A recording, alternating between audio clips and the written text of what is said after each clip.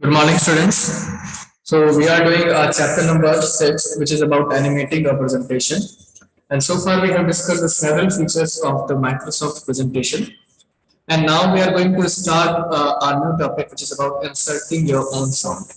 That means if you are preparing or if you are designing a presentation and if you want to add your own sound, if you want to just describe your presentation in your own voice, then you can just insert your own sound while some following these steps. So steps 1 are select the slide and click on insert tab. So what you need to do is you have to click on the insert tab. Then you have to click on audio from the media group. Here you can see. Now you have to click on the select record audio option. That means you are going to record your own voice.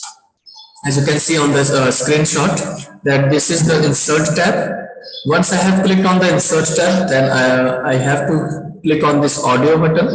In audio button, I have 3 options in which I can find the record audio. Now step 4 is that the record sound dialog box will open. Type a name for the audio recording if desired. That means now the recording will be start and you will be prompted to a dialog box, play button, stop button and the record button.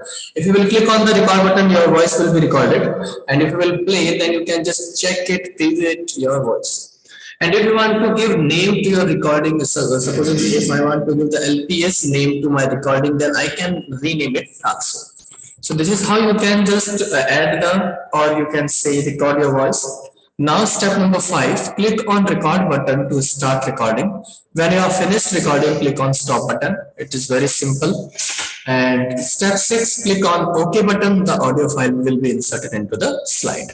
So this is the very simple step which can be followed to inserting your own sound. Now, the next topic is inserting video clip. Supposingly, if we are creating a designer, or you can say the eye-catching presentation, then sometime we may need to insert a videos also. Because video attracts our viewers, video attracts our clients, video attracts our every person. Because video is kind of a great media of communication. So if you want to insert any kind of video clip, so you can also easily connect, or you can say easily insert video clip to your presentation. So you can also add a video clip to the presentation. To inserting a video clip in a slide, you have to follow these steps. So step 1 is select the slide and click on insert tab. As simple. Step 2, select video from the media group. Now, as similar to the audio, you have to click on the video now. Step 3, click on video from file option from the list. The insert video dialog box opens. So now you have to click on this video from file. That means it will prompt you to a new dialog box which will lead to you the locations of the files. That means now it will ask you from where you want to insert a video. Supposing if you have created a folder named LPS and in which you have 2-3 videos. So now you have to select that LPS folder and you have to just click or select your video to insert in your presentation. In step 4, select the required video. Step 5, click on insert button. The video clip will be inserted in the slide. Now during the slideshow, click on the video icon to play it. So now you will ask me, sir, how we can just play this video? So you will find a play button on your slide. So from there, you can just play your video.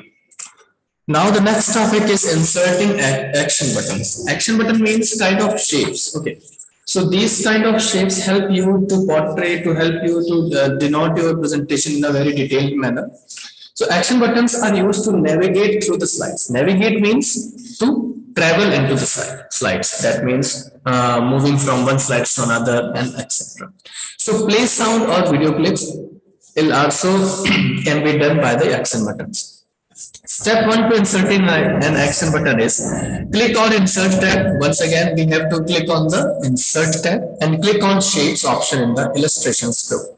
Now step 2, scroll down to action button category and select the action button that you want to create. Once you have clicked on the shapes, now you will find the action button category. Now it's up to you which kind of action button you want to add. As you can see this on the screen that there are several kind of shapes available in the presentation dialog box. In step 3, now draw the button on the slide by dragging it at the desired place, and the action settings dialog box will appear. So this is how you can just create or you can add the action button. Now we will discuss how we can add hyperlinks. Hyperlinks, that means a link which prompt you, which leads you or which jump you from one document to another document, or you can say from one slide to another slide. So select hyperlink to option and select the slide or file to which you want to jump to during the slideshow. For example, last slides. For example, if you want to jump to the last slide, so you need to create a hyperlink. So by clicking on this hyperlink, you can create. Step number 5, click on OK button. Now it will be created. Last but not the least topic is rehearse slideshow timings. Rehearse means rehearsing something, practicing something. Slideshow timing means, supposedly students, you have created a presentation. Now you want to estimate how much time it will take to present you. That means you are rehearsing the slideshow timings. Now you are practicing, now you are analyzing that how much time will you take to present the presentation. Okay, so if you want to rehearse your slideshow, then you can also do this very easily by rehearse timing option. Okay, so using this feature, you can save timings for each transitions and animation. So supposedly you have applied a very lengthy, very detailed transition, and it is taking some time. So you can rehearse it accordingly. PowerPoint will then run the presentation automatically with the same timings. And when you run the slideshow to rehearse timings, you have to follow these steps. So the very first and basic step is click on slideshow tab. Now click on rehearse timing option from the setup group. The presentation will start in full screen. Now rehearse the presentation. That means once you have clicked to the slideshow tab, you have to click on the rehearse timing options. In the rehearse timing option, you will find that you can now switch your slides into the full screen. In step number 3, click to move to the next slide. You can also click in the next button on the recording toolbar in the top left corner. So once you have clicked on the rehearse timing option, you will find a next button or you will find a recording toolbar. By clicking that recording toolbar, you can record your presentation or you can just rehearse your timings also. So as you can see on the screen, this is the rehearse timing option in the slideshow tab. Now you will find a small kind of box in which you will find the pause button, next button, recording toolbar. So it is a kind of recording toolbar, which is showing how much time it is taking. So when you have reached the end of the show, a dialog box will appear with the total time of your presentation. So supposedly now you have run your presentation. So now you want to analyze, now you want to finalize that how much time it has taken. So you can just analyze it. So step 4, if you are satisfied with your timings, click on yes button. And if you need to adjust the timing, click on no button and rehearse the timings again. So if you are not satisfied, if you want to take some more time, then you have to click on the no. And if you are satisfied and you are okay with that, then you have to click on the yes button also. So now the next thing is that printing the presentation. Yes.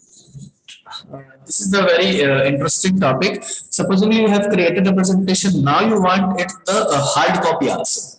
So for printing the hard copy, that means printing the document, you need to understand some basic steps. So what are these steps? Click on the file tab, the file menu appears. Choose print option. Now you need to go on the print option. From the print range, choose the option all, current slide or selection for specific slides to be printed. That means now it is asking to you that which kind of slide you want to print. Do you want to print all the slides? Supposedly in your presentation you have 10 slides. So all 10 to be printed, then you need to click on the all. Supposedly you are on the 4th slide, that means you are currently working on the 4th slide. So if you want to print the current slide, so you have to click on the current slide. Or if you want to select 1, 3, 5, 7, 9 slides, so then you have to click on the selection for specific slides. Now step number 4, if handouts or notes page are to be printed. Handouts means kind of pamphlets, and notes page also is a kind of small pages. So choose the option under the setting selections as needed. Now step number 5, if multiple copies are to be printed, enter number of copies to be printed. So you have to mention that how many copies you need to print. And then number 6, click on print button to start the printing. So once you will click on the print button, and it will just take the hard copies of your presentation. So these are the screenshots on which you can portray how the presentation can be printed. So this is how we have completed our chapter number 6, which is about animating a presentation. And your homework, that means your book exercise and the question answers, will be sent to you in the group also. So don't worry, be prepared, and best of luck for your upcoming post-term exams. Thank you so much.